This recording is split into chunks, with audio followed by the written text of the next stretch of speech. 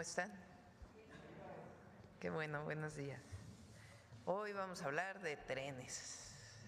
Está con nosotros el maestro Jesús Esteva, que es secretario de Infraestructura, Comunicaciones y Transportes, el maestro Andrés Layuz, que es el director general de la Agencia Reguladora del Transporte Ferroviario, y el general Ricardo Vallejo, comandante del agrupamiento de ingenieros Felipe Ángeles. Vamos a hablar del avance de los trenes. Recuerden, México-Pachuca, México-Querétaro y de Querétaro hacia Nuevo Laredo y la otra hacia Nogales. Entonces nos van a platicar los avances, cuándo inicia la construcción, qué es lo que estamos haciendo ahora. No sé quién empieza. Andrés, adelante. Bueno, y está Noemí, obviamente, por Mujeres en la Historia. Adelante. Buenos días. No sé si mejor lo presento allá.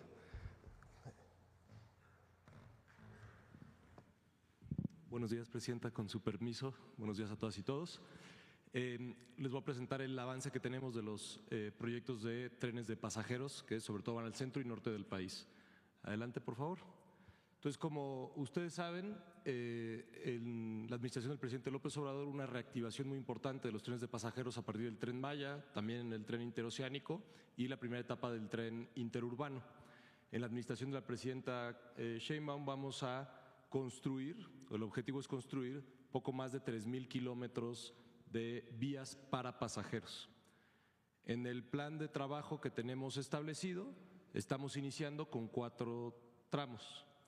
Es el AIFA Pachuca, México Querétaro, Saltillo Nuevo Laredo y Querétaro Irapuato. Adicionalmente se están también en el proceso de conclusión las obras del tren lechería AIFA. El trabajo en este momento nos está apoyando de forma muy activa la Secretaría de la Defensa en la ingeniería básica de estos 4 tramos e iniciará la Secretaría de la Defensa a través del agrupamiento de ingenieros Felipe Ángeles, ya lo informó ahorita el general Vallejo, en los tramos AIFA Pachuca y México Querétaro. La que sigue, por favor.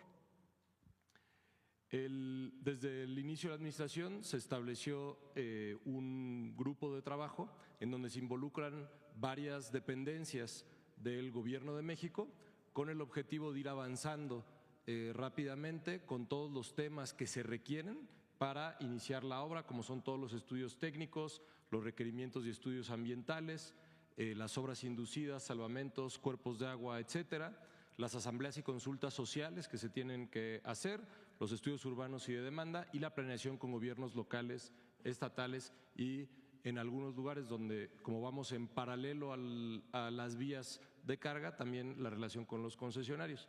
Este ha sido un trabajo conjunto con, insisto, todas las instancias que ven aquí nombradas, referidas. La que sigue, por favor. El servicio que se va a dar es un servicio de pasajeros con trenes que tendrán velocidades máximas entre 160 y 200 kilómetros por hora. Esto nos permitirá dar 2 tipos de servicios. Los servicios que se dan, que llamaremos interurbanos, es decir, entre las ciudades grandes, que digamos es muy evidente México, Querétaro, San Luis Potosí, Saltillo, Monterrey, etcétera, pero también permitirá conectar ciudades más pequeñas e incluso poblaciones que quedaron aisladas a partir del proceso de privatización de trenes, en donde desapareció por completo el servicio de pasajeros en los años 90. Aquí tenemos a grandes rasgos las tipologías de estaciones. Digamos, estación terminal son más grandes, como hoy lo es en la Ciudad de México Buenavista, por dar un ejemplo. Estaciones intermedias que pueden estar en ciudades más pequeñas, pero que no son tan chiquitas, que sí requiere que se haga una parada en hora pico. Y los paraderos, que son aquellos lugares donde se podrán hacer paradas y atender a poblaciones más pequeñas y son estaciones mucho más pequeñas. ¿Cuál es el objetivo de estos proyectos? Por supuesto que está vinculado a una derrama económica por la construcción de vías, por el trabajo y la transferencia de tecnología que implica todos estos trabajos con ingenieros mexicanos, con los equipos que están trabajando y los trabajadores que harán la obra, la conectividad entre ciudades, comunidades y metrópolis, la reducción de congestionamiento en carreteras y accesos a grandes ciudades, que es donde tenemos mayor congestionamiento, viajes más rápidos y puntuales con mayor certidumbre, mayor seguridad en los traslados y la reducción de huella de carbono con un transporte colectivo y también una mejor experiencia de viaje y confort. Ese es parte de los objetivos que están planteados de los trenes de pasajeros. La que sigue, por favor. Aquí voy a hacer una referencia, insisto, ahorita están los trabajos también de lechería AIFA. Tenemos también con el apoyo de la Defensa, la Dirección General de Ingenieros, que está haciendo la supervisión y el seguimiento de la obra, un avance de 80%. Las características del servicio es un servicio de Buenavista a Laifa que se podrá hacer en 39 minutos con una velocidad máxima de 120 kilómetros por hora y se construirán 3 viaductos o ya se construyeron 3 viaductos ferroviarios. Es una vía electrificada, en total son 6 estaciones con sus patios y todas las características de infraestructura necesarias para poder operarlo con seguridad. La que sigue, por favor. En el caso de AIFA Pachuca, se determinaron la estación de Laifa, también una estación para atender las poblaciones de Tizayuca, Temascalapa, Tepojaco, Huitzila y, por supuesto, la terminal en Pachuca. En este momento ya se terminaron los levantamientos de todos los estudios de preinversión, que ese fue un convenio que se tenía con el apoyo de la Unión Europea. Ya se ingresó la manifestación de impacto ambiental ante la Semarnat. Estamos en proceso de dictamen de la MIA. La Defensa ya está finalizando los estudios técnicos que tienen que ver con topografía, los levantamientos LIDAR, el trazo, la identificación de detalles de infraestructura, el tipo de infraestructura que se requiere y también desde la SICT, la de vinculación, pero también SEDATU y otras áreas, se trabaja en el derecho de vía y esto tiene que ver primordialmente con las asambleas informativas que se llevan a cabo con las poblaciones por donde pasará el tren. La que sigue, por favor. En el caso de México-Querétaro, también ya se iniciaron las actividades de los estudios de preinversión. Los estudios ambientales están en elaboración para poder ya ingresar la MIA y también se está finalizando los estudios técnicos, que ya lo informará el general Vallejo con más detalle, y se está trabajando también ya con las asambleas en las poblaciones por donde cruzará el tren. Las estaciones que tenemos determinadas es Buenavista, Tula, San Juan del Río, en una localización que nos permita atender a las poblaciones de Polotitlán, Nopala y Escobedo, y en Querétaro. Es importante que se están haciendo los estudios de demanda que también nos permitirá definir los paraderos a los que hacía referencia, es decir, aquellas poblaciones en donde es necesario poner un paradero porque hay una población a atender. La que sigue, por favor. En el caso de Querétaro, Irapuato, también tenemos un avance similar. Tienen como objetivo, perdón, ahí está mencionado, pero no lo dije, en el caso de AIFA Pachuca el objetivo es iniciar en marzo, en el caso de México Querétaro el objetivo es iniciar en abril, en el caso de Querétaro Irapuato el objetivo es iniciar en julio, igual con los estudios de preinversión ya iniciados, los estudios ambientales también ya iniciaron y estamos en la definición de trazo, ubicación de estaciones y finalización de topografía y LIDAR. Está en proceso esta parte de los estudios técnicos. ¿Cuándo sería la licitación? La licitación es más o menos 2 meses antes, entonces julio… estamos hablando de mayo, finales de abril, mayo, sería la publicación de la licitación y después cumplir todo el procedimiento de licitación para iniciar obra. Ese es el objetivo que tenemos en julio. Las estaciones, ahorita las más grandes determinadas, estamos por definirlo, son Querétaro, Celaya, Salamanca e Irapuato. La que sigue, por favor. Esto sería con empresas privadas, por eso es una licitación. En el caso de Saltillo, Nuevo Laredo, también ya iniciaron las actividades de todos los estudios de preinversión, ya iniciaron las actividades de los estudios ambientales y los estudios técnicos están en proceso con el equipo del general Vallejo, el agrupamiento ingeniero Felipe Ángeles. Las paradas que tenemos definidas en este recorrido son de Ramadero, Saltillo, Ramos Arizpe, Santa Catarina, Monterrey, Escobedo y Nuevo Laredo. Como pueden ver, son 2 zonas metropolitanas que están conectadas de forma importante y son las paradas de esas zonas metropolitanas. Otra vez, el estudio de demanda nos permitirá definir los paraderos necesarios y con las mismas características del proceso de licitación que tenemos en el tramo anterior. Esto es lo que traemos, Presidenta. Muchas gracias. ¿Quién sigue? General. ¿Quiere aquí? Aquí.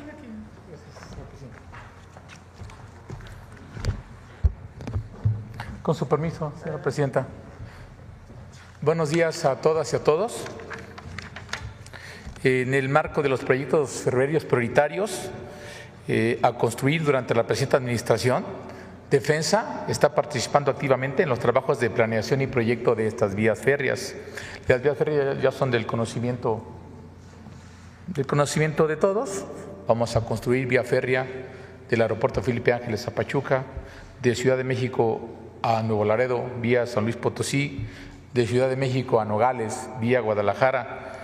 Y en cuanto a los trabajos de proyecto y construcción de esta primera fase de proyectos ferroviarios que ha establecido la Agencia Reguladora de Transporte Ferroviario en base a sus criterios de rentabilidad, nos encontramos desarrollando, como ya lo mencionó el maestro Ayús, la ingeniería básica de los 4 tramos para tener una unificación de criterios de ingeniería y que sea una tipología semejante.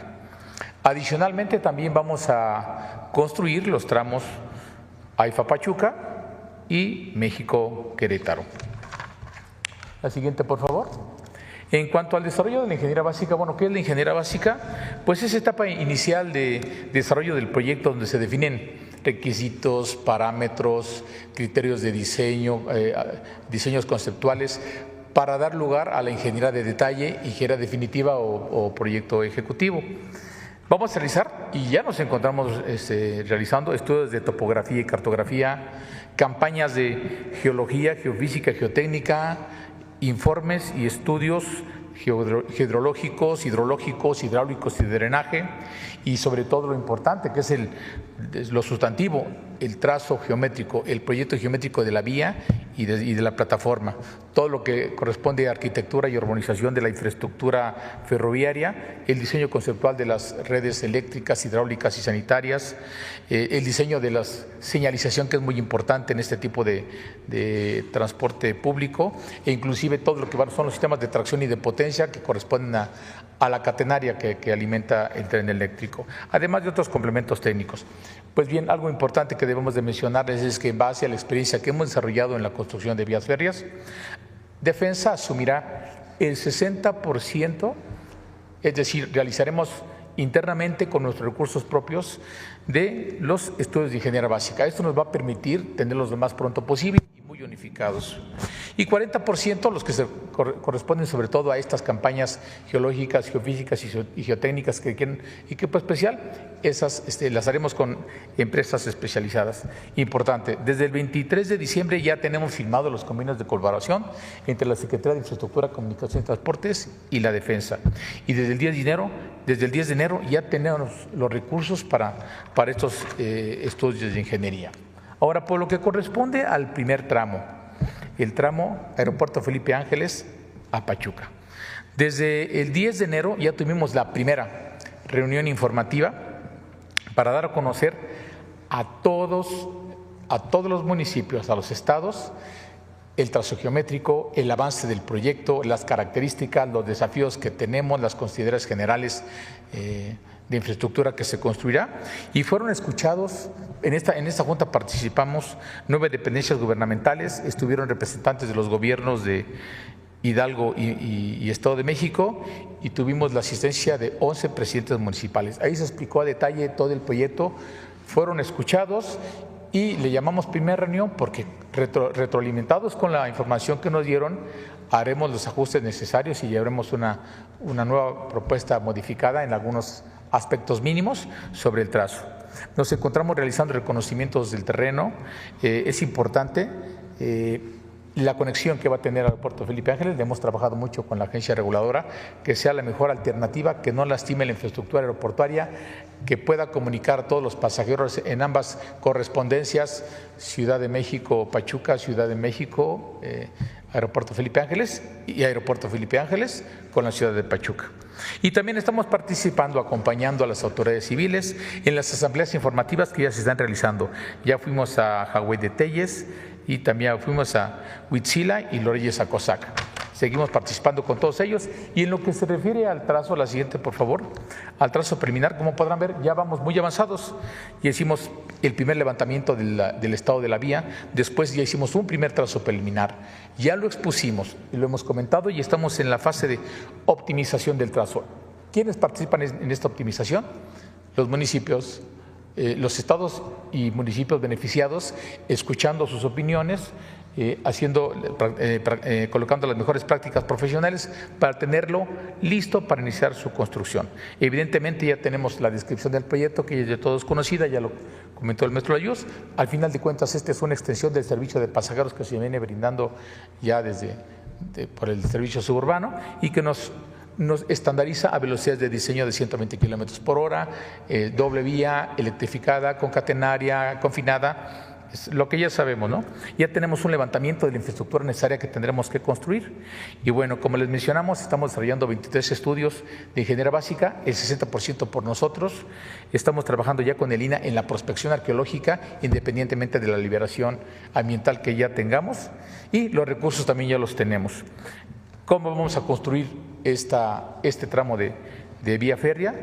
Ya están organizados y autorizados 9 frentes de construcción, 2 de estudios de ingeniería, 5 de construcción de infraestructura ferroviaria y 2 frentes de construcción de sistemas de catenaria y potencia. Estimamos iniciar estos trabajos en la segunda quincena de marzo y tendremos un plazo de 1 año, 6 meses para tener resultados positivos. Ahora, en lo que se refiere al segundo tramo, el tramo de México a Querétaro, de igual manera, muy importante, ya tuvimos el 17 de enero la primera reunión informativa con una amplia participación de 4 estados de la República y 18 presidentes municipales. Ahí igualmente se les dio a conocer el proyecto ferroviario, el trazo, la infraestructura que será necesaria construir, las poblaciones que se tocan, las posibles estaciones, como ya lo mencionó el maestro Layuz, intermedias, finales y paraderos que se tienen contemplados, pero que también les dijimos que también veremos cómo se comportan los resultados de los estudios de demanda para su construcción. Actualmente tenemos personal ya desplegado sobre toda la ruta, realizando trabajos de topografía, geología, sondeos para las campañas geotécnicas y geofísicas. Y también ya realizamos un reconocimiento terrestre de mucho detalle en el tren militar con todos los residentes de construcción que van a estar desplegados y recorriendo toda la infraestructura ferroviaria y la convivencia con los concesionarios de carga, que va a ser muy, muy importante aquí. También hemos realizado recorridos con el INAH sobre lugares específicos, sobre todo en Tula, donde hay una gran carga de restos arqueológicos. Y también estamos, como lo veremos más adelante, ya haciendo una revisión detallada de la estación Buenavista para dotarla de esta infraestructura. La siguiente, por favor. Como podrán observar, también aquí en nuestro trazo preliminar vamos muy avanzados. Hicimos el primer levantamiento total del sistema ferroviario. Trabajamos en un primer trazo que lo llevamos al 100%, ya lo presentamos y ahora estamos en la optimización del trazo, que ya está en 80%. Llevaremos, cuando lo tengamos listo, ahora iremos a las poblaciones a exponerles lo que tenemos y cómo quedamos antes del inicio de la construcción. También tenemos una descripción, ya la mencionó también la agencia reguladora. Se trata de trenes de mayor velocidad.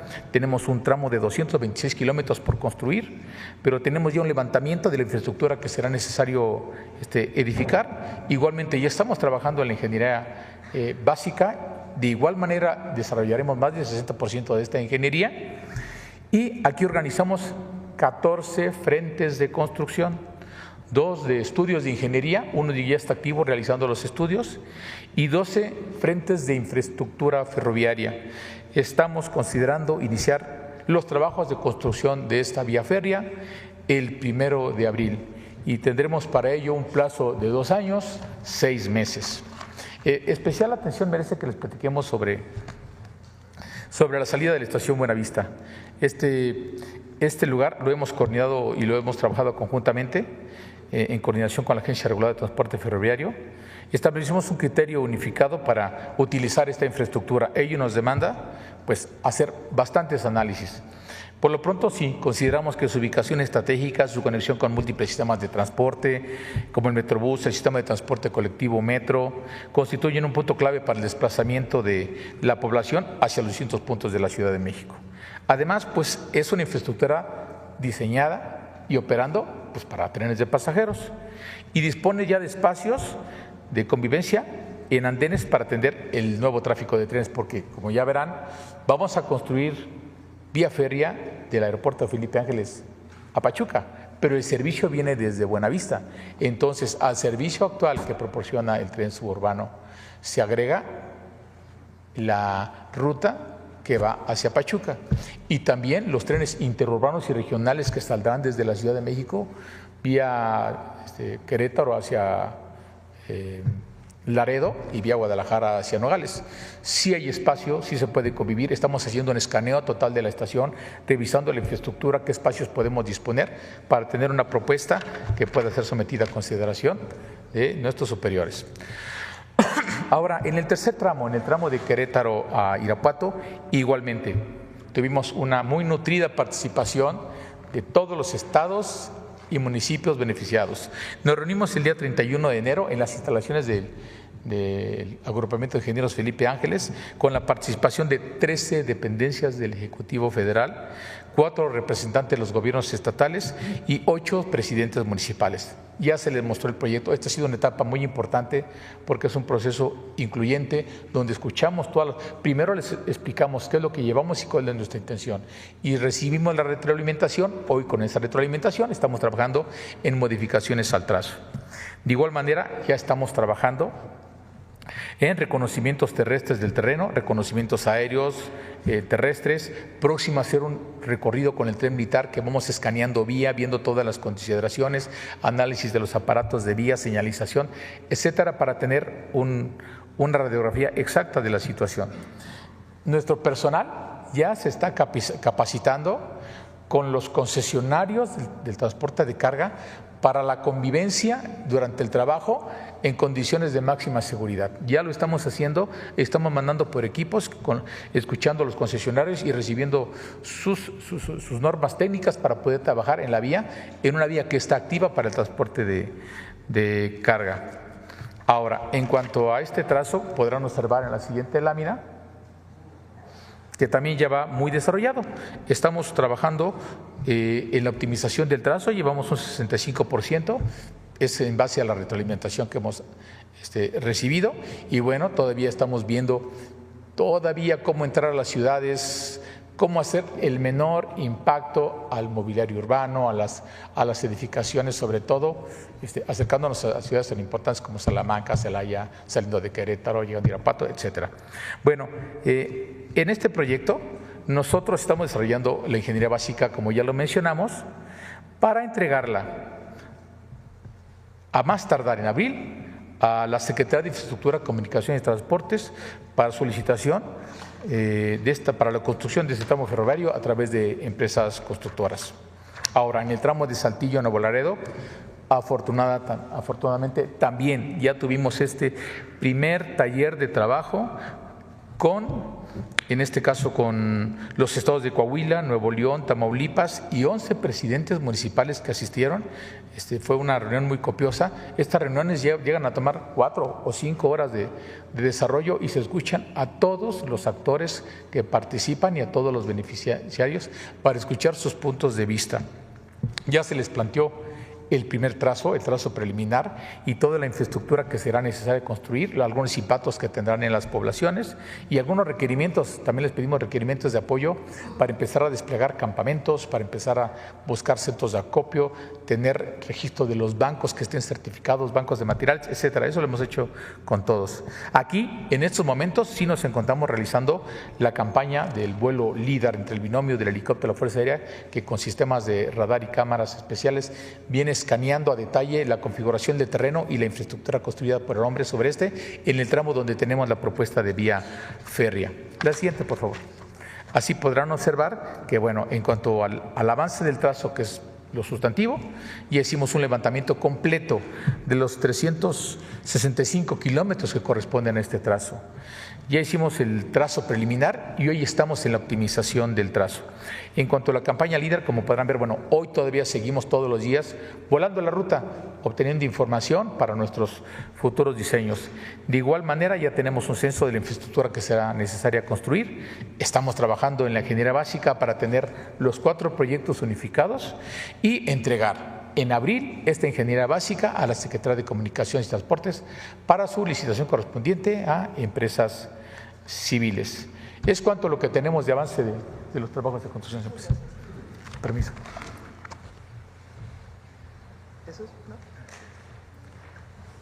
Bueno, como ven, vamos muy avanzados. Vale la pena comentarles que el tren México-AIFA, que ya ven que tiene ya un buen rato que se está construyendo, en el periodo del presidente López Obrador se le había asignado a quien era concesionario de esa ruta, que es el tren suburbano. Entonces, desde el finales del periodo del presidente López Obrador y cuando nosotros entramos, tomamos la decisión ya conjunta y nos toca operarlas a nosotros, de que esa obra la hiciera también los ingenieros militares, que ya tuvo mucho tiempo la concesionaria para desarrollarlo. Entonces, en acuerdo con ellos se tomó la obra y ahora pues tiene un avance impresionante. ¿Ese ferrocarril cuándo se va a inaugurar? El México-AIFA.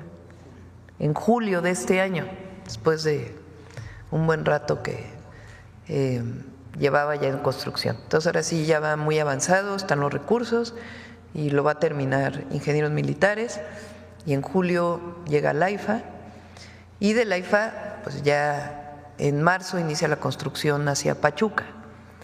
Entonces pues se van a juntar esos 2 trenes y va a llegar a Pachuca. Esperemos, bueno, no esperemos, en 2027 se va a inaugurar ese tramo. El de Querétaro pues ya escucharon, también en 2027 se inaugura el México-Querétaro y las otras 2 que inician es Querétaro-Irapuato y Saltillo-Nuevo Laredo. Esos son los que inician este año. Se siguen haciendo todas las ingenierías para que en el momento en que estén listas pues inician ya sea ingenieros militares o bajo licitación pública para la participación de empresas constructoras privadas que puedan ayudar a desarrollar las vías. Entonces, esta es la buena noticia del día de hoy. Ahora sí vamos a las preguntas. Sobre el tema, a ver, sobre el tema. Buenos días, Presidenta, y quien la acompaña, Javier Pérez de HC. Pues hace unos días usted retomó cómo posicionar a nuestro país en una posición económica, llevarla a la posición 10. Obviamente el desarrollo de infraestructura a nivel mundial coloca a los países en estas posiciones. Si me permite, me gustaría preguntarle al general en este sentido, pues cómo se logra esta infraestructura y logrando poner a nuestro país, porque quisiera resaltar que construir no nada más las vías del tren es algo simbólico para nuestro país, sino que catapulta no nada más la economía, sino a nuestro país también a nivel nacional e internacional, porque es una mega obra, ¿no? Y el ejército se dedica, en este caso el cuerpo de ingenieros, a hacer mega obras, no obritas, y en ese sentido, pues el detonante económico, el desarrollo económico al interior de nuestro país, el número de empleos que se esperan, más de 50,000 me imagino que era la cifra que daban en esas últimas conferencias. ¿Quiere comentar algo, general, de empleos generados? Sí.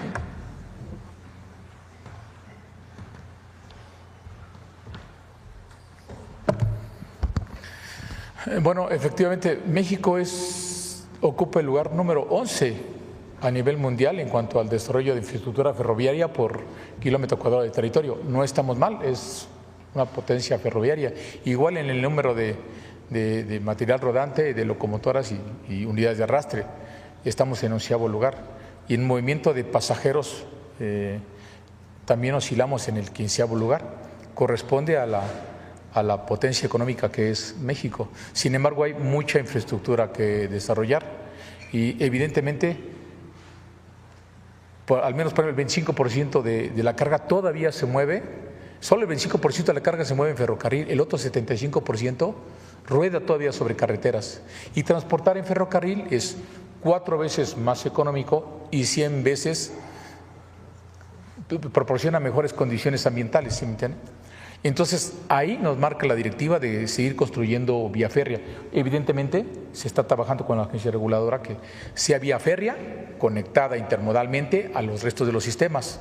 Y construir vía férrea es efectivamente la mejor manera de activar en cuanto a vías generales de comunicación, activar la mano de obra, porque por cada kilómetro de vía férrea se requieren alrededor de 1.500 unidades de maquinaria pesada, se requieren alrededor de 3.000 trabajadores y nosotros hoy hemos demostrado con los números reales de construcción de 881 kilómetros de vías férreas en el Tren Maya en 778 días, que México es capaz de construir, al menos desde la perspectiva del Estado mexicano, 1 kilómetro, 130 metros de vía diariamente, incluidas estaciones, paraderos, laderos, bases de mantenimiento, obras de drenaje transversal, levantamiento de antenas de alta tensión. Entonces, a la voluntad o directiva presidencial de construir 3.000 kilómetros, tenemos la capacidad de soporte para construir esa infraestructura. ¿Y cómo lo logramos? Efectivamente, porque en México hay mano de obra suficiente y de calidad, porque hay materiales de buena calidad, porque hay planta productiva y porque 6 años después de construir vías férreas ya tenemos experiencia técnica y capacidad instalada para hacerlo. Evidentemente este es un gran detonante de crecimiento económico vía construcción de obra pública. ¿Es cuánto?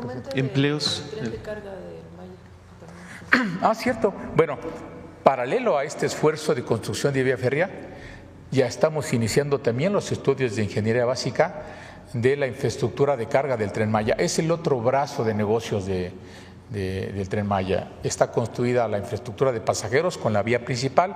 Ahora vamos a construir, como le hemos mencionado, 10 complejos de carga ferroviaria que van a incrementar el desarrollo económico de la región, que van a reducir el número de accidentes en carreteras, que van a mover la carga en horarios nocturnos y que va a reducir la contaminación ambiental por la mayor cantidad de carga que se pueda mover en estos sistemas.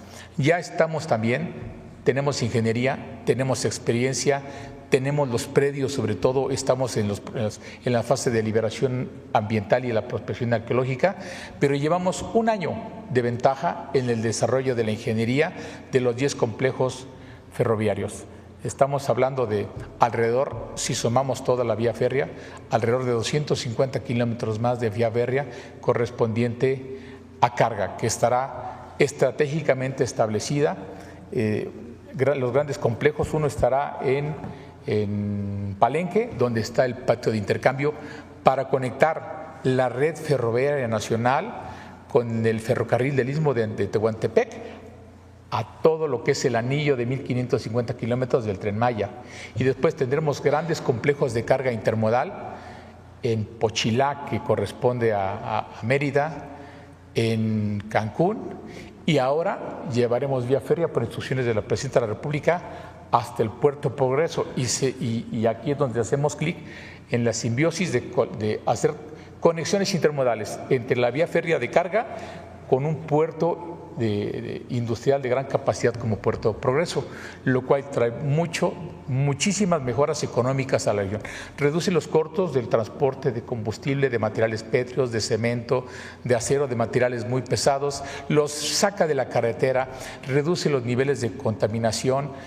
Entonces, pues todo es un ganar-ganar en el desarrollo de infraestructura ferroviaria. Estamos listos y tenemos una gran experiencia. De hecho, pues ya conocemos la península, conocemos su subsuelo, sus estratos, los materiales locales y conocemos la infraestructura instalada y ya están organizados los frentes de construcción y también ya tenemos programada la asignación de recursos para marzo. Entonces, esperemos estar trabajando en abril en todos los frentes de construcción de vía férrea del país. En este sentido, si me permite, general, de lo que acaba de mencionar, sería un apoyo a lo que es ahora el Canal de Panamá, se moverían las cargas del mundo, dejaría divisas para México, todo este desarrollo ferroviario en lo que es la península y ahora hacia el norte del país. Sí, efectivamente, bueno, quizás los más adecuados para hablar sobre esa competencia con el Canal de Panamá sean nuestros compañeros, colegas de la Secretaría de Marina que están trabajando en el ferrocarril del Istmo, pero evidentemente este corredor interoceánico que será para carga y para pasajeros, si se fija, y yo lo hablamos, está interconectado a la red ferroviaria nacional que va al norte y a la red ferroviaria nacional que estamos construyendo para la península de Yucatán a través de Tren Maya Carga. Entonces tenemos anilladas, vamos a tener anilladas afortunadamente hoy todo el sistema ferroviario nacional con puntos intermodales como son los puertos, y no se diga por ejemplo el Tren Maya que está totalmente anillado a 6 aeropuertos internacionales. De eso se trata, de que aparte la infraestructura ferroviaria tenga una conexión adecuada con los sistemas, con las otras vías generales de comunicación. Hoy México se convertirá en un referente de conectividad al terminar la conexión de ambos muelles, tener ya transportando carga, desarrollar patios industriales para procesamiento de esa carga que va de océano a océano, y aparte conectada para poderlos llevar a la parte de nuestro país y exportarla al vecino del norte, o bien llevarla a desarrollar la parte sur de nuestra nación. Y eso se logra gracias a esa planeación estratégica que ha previsto el gobierno de la República. ¿Y empleos directos, general? Empleos directos. Tomen un referente de lo que nos representó construir al agrupamiento de ingenieros de defensa la vía férrea del Tren Maya. Al final de cuentas, construimos 881 kilómetros y generamos 170,000 empleos directos pagados en las nóminas de la obra, más otros 340,000 empleos indirectos. Eso da empleo a más de 500,000 de pasajeros, de trabajadores. Ahora, solamente fueron, en nuestro caso, 880 kilómetros. Si hace una extrapolación a casi 3,500 kilómetros, estamos hablando de 1,5 millones o más de trabajos, de empleos directos. Esto sumado a la carga que se va a desplazar también por el AIFA, y precisamente un poquito hablando de la AIFA, López Dóriga hace un tiempo decía que era una central avionera, ¿no? Así decían varios. Obviamente ha tenido una relevancia tremenda el aeropuerto, y usted tiene conocimiento de cómo ha crecido la afluencia tanto de transporte de carga como de transporte de personas a nivel nacional e internacional, y si hay algún premio que vaya a recibir más por ahí el AIFA, esta central avionera a la que se referían anteriormente. Creo que el mejor premio que podemos recibir es la satisfacción de la gente, es crear infraestructura de progreso y de bienestar para el país, ver que cada peso que se ha invertido en obra pública ha sido cuidado, ha sido entregado y está funcionando. No hay mayor alegría para los que desarrollamos infraestructura, no, esto es, que ver que las obras funcionen, que las obras estén llenas de pasajeros, que los trenes circulen llenos, que los aviones despeguen cada 5 minutos y que las salas de última espera estén a full, que la carga aterrice ahora, indiscriminadamente, las 24 horas del día, sin necesidad de tener horarios nocturnos, y que tengamos un complejo de carga que se va a erigir como el más importante de América Latina en poco tiempo por la posición geográfica y la infraestructura del aeropuerto. Además, una buena noticia es que el campo aéreo del aeropuerto Felipe Ángeles ya está listo para soportar 100 millones de pasajeros y llegar hasta 3 millones de toneladas de carga anual. O sea, la inversión para su crecimiento será mínima. Fue el primer aeropuerto concebido estratégicamente para crecer, con un plan maestro adecuado, con una proyección de crecimiento a 50 años. No lo veremos en esta administración ni en la pasada, pero en 5 o 6 administraciones verán el beneficio de no tener que invertir más, de no tener que comprar más terrenos, de no tener que demoler y volver a edificar, porque ya está planificado para ir acompañando de manera ordenada y creciente el tráfico que ya se está manifestando de pasajeros y de carga. Muchas gracias. Gracias, presidente.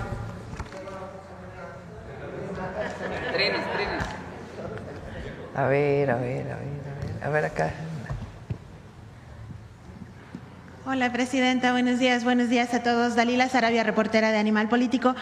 Presidenta, esta semana justamente en Animal Político publicamos una investigación que revela que, contrario al discurso del presidente Donald Trump, cada vez hay más ciudadanos estadounidenses involucrados en delitos relacionados con el crimen organizado. Solamente en la administración del expresidente López Obrador y en lo que va de la de usted, se han detenido a un poco más de 2.600 estadounidenses justamente por estos delitos. En primera instancia, quisiera yo preguntarle si estaba usted al tanto de esta situación, si se ha abordado en el Gabinete de Seguridad y qué se ha platicado sobre ello, por favor.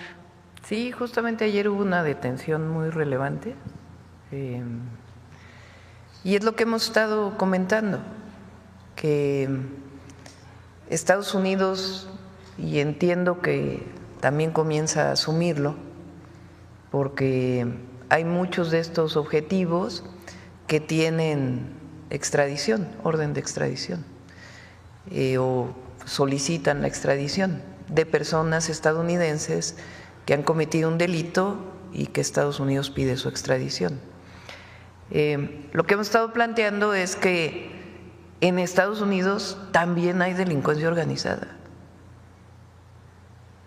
y hay personas estadounidenses que vienen a México con estas actividades ilícitas.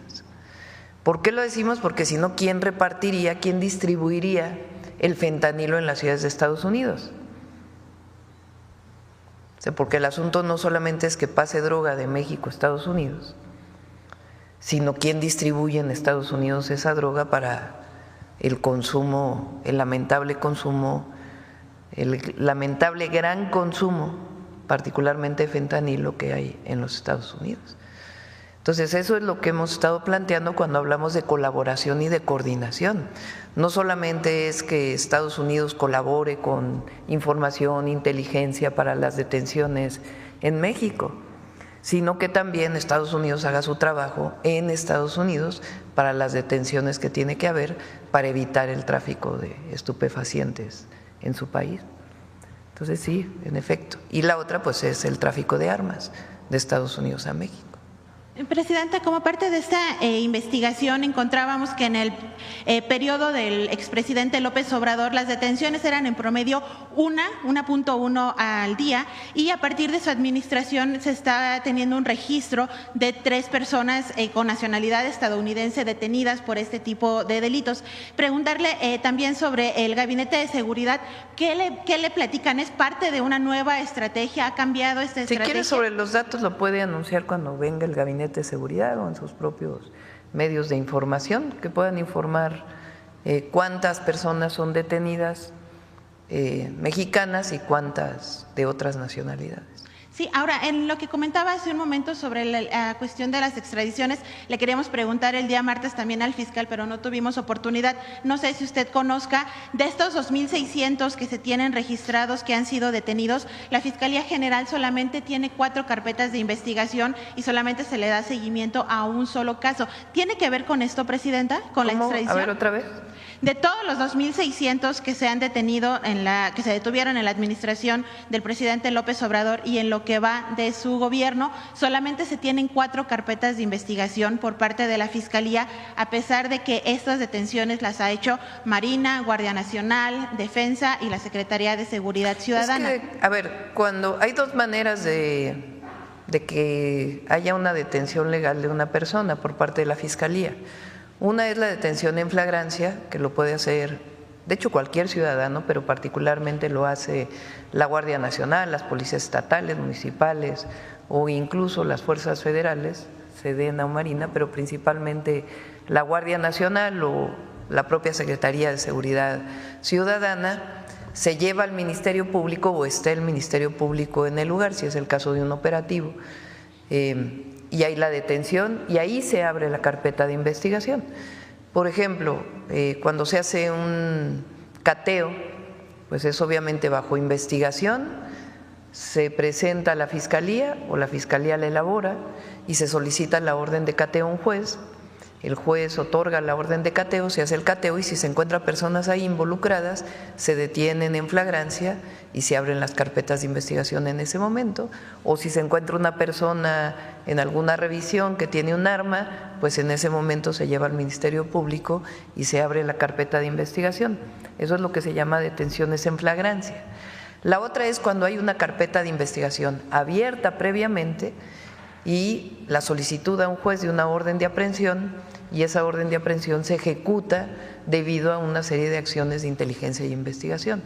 En nuestro caso, en los dos casos ha aumentado, tanto detenciones en flagrancia como detenciones producto de órdenes de aprehensión. Digo, a reserva de que ojalá tengamos oportunidad de poderlo platicar con el fiscal, todas estas detenciones justamente han sido en flagrancia y la Fiscalía solamente tiene 4 carpetas de investigación, por eso nos llamaba la atención de también si es otro trabajo. Es que pueden ser también, como explicaban justo el martes, que las órdenes de aprehensión estén en fiscalías estatales. O sea, depende del delito, incluso aunque sea una persona extranjera. Depende del delito quién hace la carpeta de investigación, si la Fiscalía Estatal o la Fiscalía General de la República. Sí, porque todos los delitos son de alto impacto relacionados con grupos de Pero pueden ser delincuencia delitos de organizada. alto impacto, pero está acusado de homicidio. El homicidio es un delito del fuero común. Okay. O puede ser un robo con violencia, es un delito del fuero común. Incluso extorsión, muchas veces es delito del fuero común, depende en qué circunstancia y cómo ocurra. Entonces, los delitos de alto impacto, la gran mayoría son delitos del fuero común. Los delitos federales ya tienen que ver si se acusa de delincuencia organizada o algún otro delito federal por portación de arma de fuego de determinado tipo, y ahí la Fiscalía es cuando abre la carpeta de investigación. Presidenta, en el Gabinete de Seguridad se ha hablado de esta nueva forma, digamos, de reclutamiento de los grupos de la delincuencia organizada para acercarse o para hacerse relaciones con ciudadanos estadounidenses para poder facilitar que estén llevando mercancía, municiones, armas, la propia droga. ¿Cómo se estaría también trabajando esta parte, por favor? Si quieren, ya que lo informe el Gabinete de Seguridad cuando estén aquí o que puedan platicar contigo.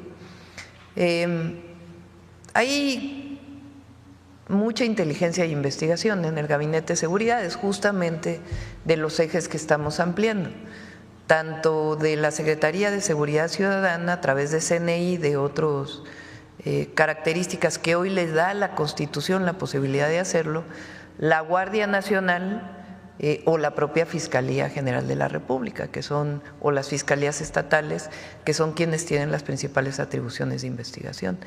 Ahora enviamos el martes esta nueva ley para el Sistema Nacional de Inteligencia e Investigación. El objetivo es que todas las áreas de inteligencia del Estado mexicano puedan conjuntarse para poder abrir y tener pruebas sobre carpetas de investigación que permitan mayor número de detenciones, pues de la delincuencia organizada o delincuencia que comete algún delito del fuero común que esté vinculado con delincuencia organizada. Solamente para terminar y dada la relevancia y porque están los datos ahí presentes, sé que tiene muchas cosas que platicar justamente con el presidente Donald Trump, pero se le pondría en la mesa también esta situación que está pasando con los ciudadanos, las personas con nacionalidad de Estados Unidos. Se lo planteé, que es un tema de los dos países. Esto que digo aquí en la mañanera, que dije en el video, que no pidan los micrófonos, compañeros, denles chance a los reporteros que puedan hacer su trabajo. Lo planteamos en la llamada y siempre lo vamos a plantear. Esto es un tema de los dos países y la colaboración y la coordinación que tenemos que tener para disminuir los índices delictivos. Entonces, si el tema es que el consumo principal de droga esté en Estados Unidos, esto no es de ahora. Ahora lo nuevo es que es el fentanilo, que es una droga sumamente adictiva que provoca sobredosis, que provocan muerte, por las características de daño que hace esta droga. Pero hace 40, 50 años pues era principalmente marihuana y después fue cocaína, después fueron muchas otras drogas. Lo cierto es que el consumo principal de la droga en el mundo está en Estados Unidos.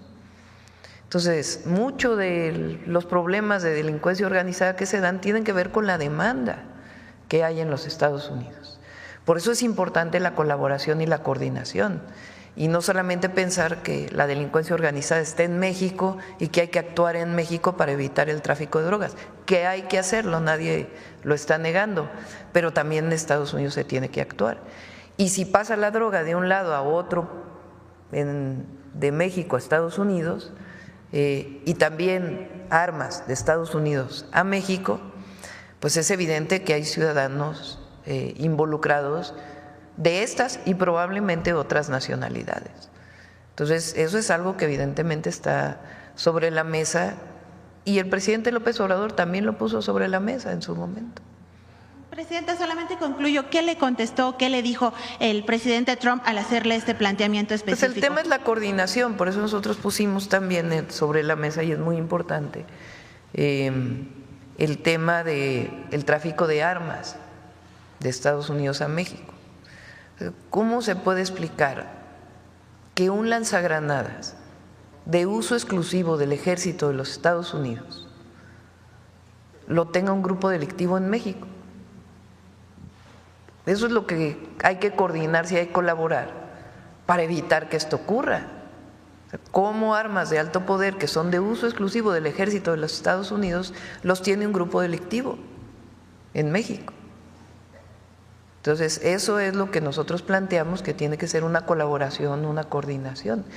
Y repito, ahora, por ejemplo, el ciudadano o la persona presunto delincuente que se detuvo ayer tiene orden de extradición de Estados Unidos. Normalmente hablamos de personas mexicanas que están vinculadas con la delincuencia organizada que tienen orden de extradición. En este caso es una persona de Estados Unidos que tiene orden de extradición de Estados Unidos. Entonces es un reconocimiento pues de que se tiene que colaborar. Muchas gracias, presidenta.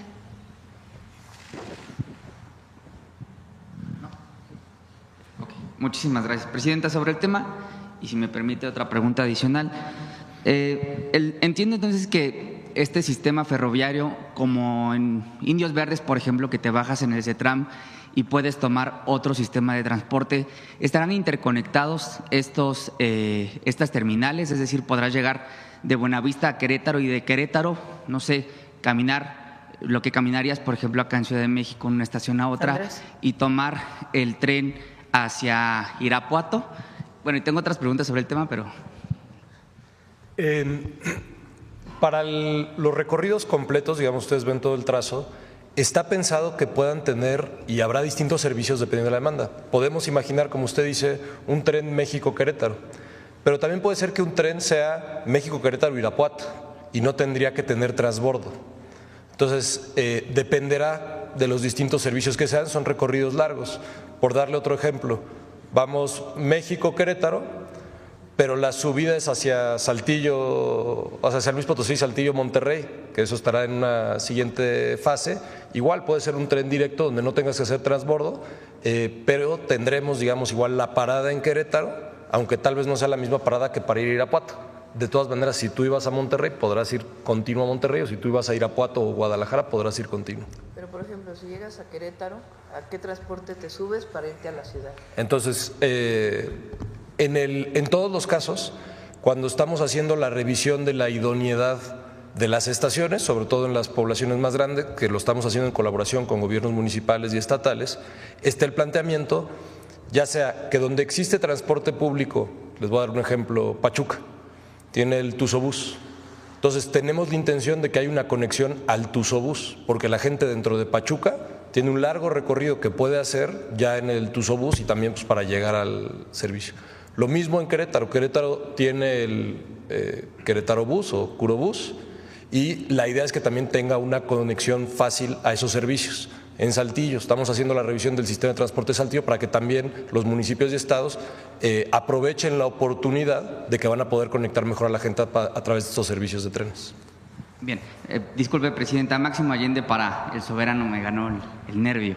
Oiga, preguntarle también, hasta 2001 existían ferrocarriles nacionales de México, esto previo, por supuesto, a la privatización de Ernesto Zedillo en 1995. ¿Ya ha pensado o tendrá este sistema ferroviario algún nombre en particular? Todavía estamos…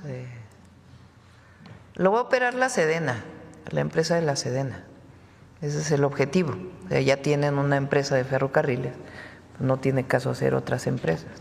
Entonces, quien operaría estos trenes pues sería Gapsacom, ¿cómo se llama? Gapsacom. En la construcción, una parte la hacen ingenieros militares y otra parte se licita y la hacen empresas constructoras privadas, como fue el caso del Tren Maya. Entonces así va a funcionar. Está el tren insurgente, el Tren Maya, el interoceánico. Vamos a ver cómo le ponemos. Yo había dicho que puede ser bueno, no, vamos a esperar para ver qué. Okay, ¿o será que cada tren va a tener un nombre diferente? Sí, pues tiene que, ¿no? El tren que va por el Golfo de México, que por cierto, bueno, ahorita platico eso. El tren que va por el Golfo y el que va por el Pacífico tienen que tener sus nombres. Ya, si me permite otra pregunta, presidenta. En El Soberano publicamos el día de ayer un reportaje. El pasado 9 de octubre de 2024, el Tribunal Electoral ratificó la culpabilidad de Samuel García, a quien la autoridad le acreditó en la sentencia Suprep 1009-2024 las siguientes infracciones: promoción personalizada, vulneración de los principios de imparcialidad, neutralidad y equidad en la contienda, y lo más detestable, el uso indebido de recursos públicos en el marco de la elección. ¿Cuándo fue eso? 2024. Esta sentencia es del 9 de octubre de 2024 y el expediente es Suprep. ¿Y de qué elección fue? En la de 2024, efectivamente.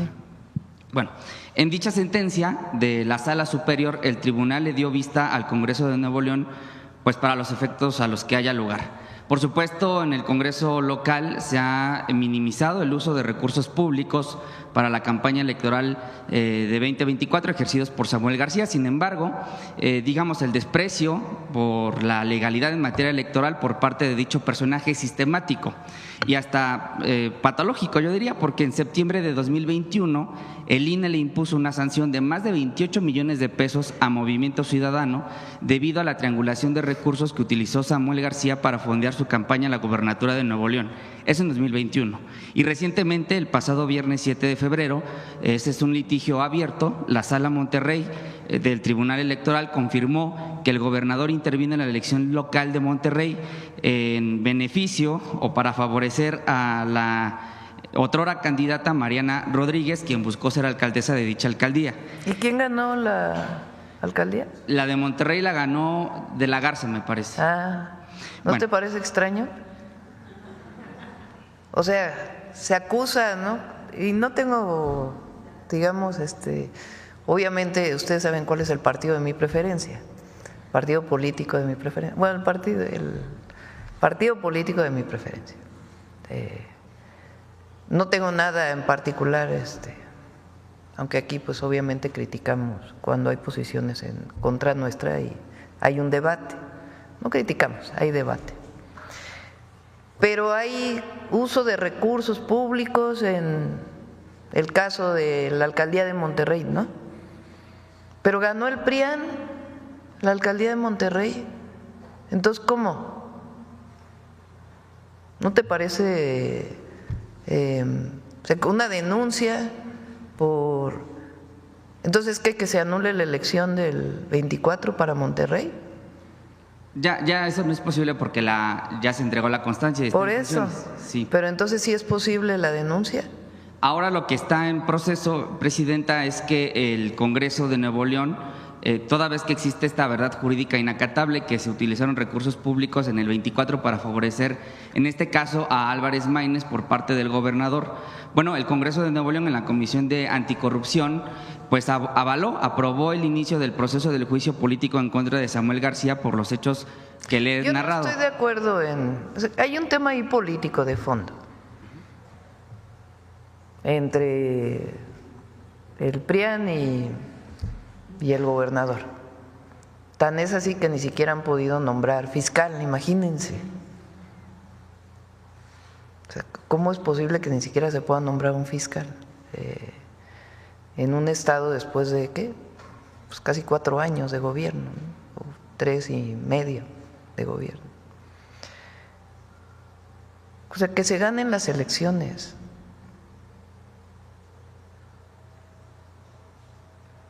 Porque es esto de Monterrey, que hubo recursos públicos. Pues sí, pero ganó el PRIAN. Entonces el tema de Nuevo León, pues es que ahí hay una disputa permanente que quieren resolver penalmente. Pues que se ganen las elecciones. Digo, ya es mi opinión, ¿no? Sí. Y ya pues que proceda el Congreso si así lo cree conducente, pero el tema es que ahí todo se hace penal. Entonces, ya pasaron las elecciones del 2024, ya hay los resultados del 2024. Por último, Presidenta, igual en el mismo sentido, bueno, en la 4T hizo un delito grave el uso de recursos públicos, los delitos electorales. Hay elecciones en este año, ¿no? El tema del Poder Judicial, y quisiera preguntarle cuál sería en este caso para el segundo piso de la 4T, cuando se acredite el uso de recursos públicos para fines electorales, ¿cuál sería la política que se instrumentaría desde el segundo piso? No, nosotros es que se cumpla la ley, como decía Juárez, nadie por encima de la ley. El asunto aquí es cómo se quieren a veces resolver los problemas en los tribunales penales, ¿no? Entonces, que se aplique la ley si es que así lo considera el Congreso. Pero repito, o sea, hay una impugnación a la elección de Monterrey. Entonces, ¿qué procedería? Pues que se anule la elección. ¿O no? Ya no, porque ya hay constancia de mayoría. Entonces, yo creo que el Tribunal Electoral debería de actuar antes de dar constancias de mayoría.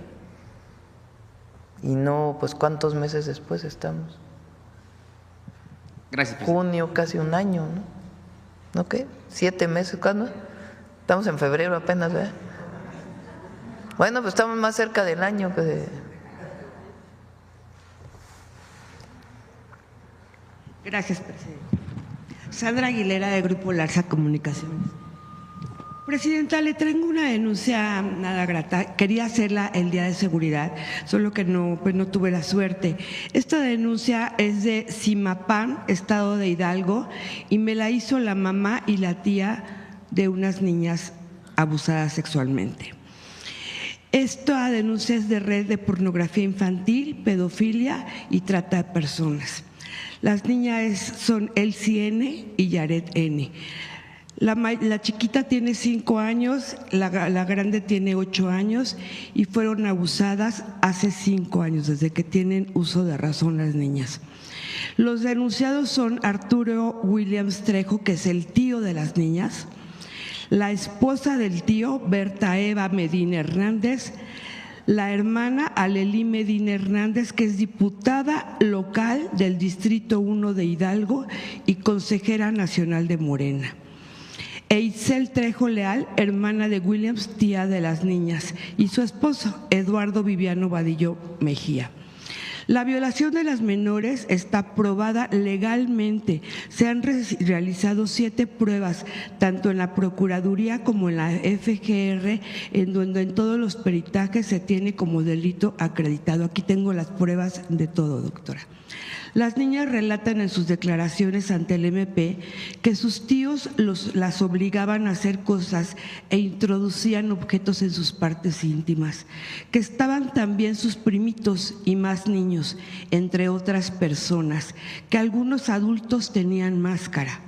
Catearon las casas de los agresores y encontraron los juguetes sexuales que eran las evidencias. Sin embargo, nunca hicieron nada hasta que llegó el doctor Santiago Nieto como encargado de despacho de la Procuraduría de Hidalgo y después de su investigación emitió las órdenes de aprehensión. y los capturaron. Sin embargo, la jueza corrupta de nombre Janet Montiel Mendoza los dejó salir por instrucciones de alguien.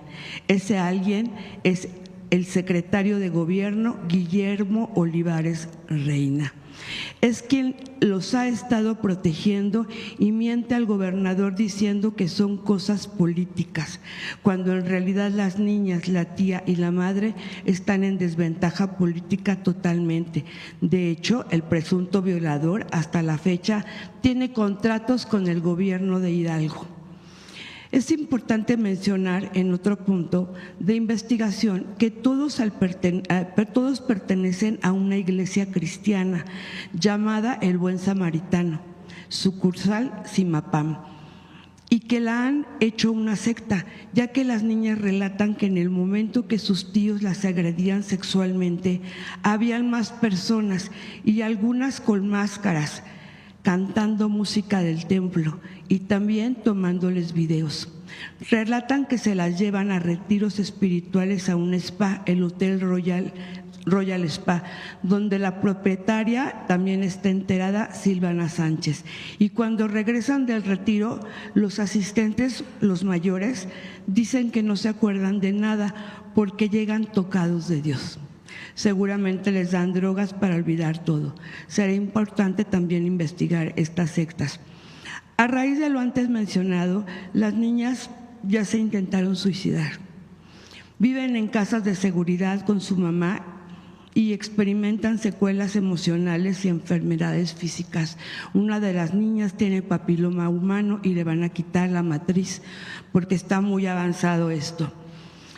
La violación de las menores está acreditada con dictámenes de la FGR y el niño DIF, en donde como resultado se muestra el daño físico y psicológico que les causaron a causa de las violaciones.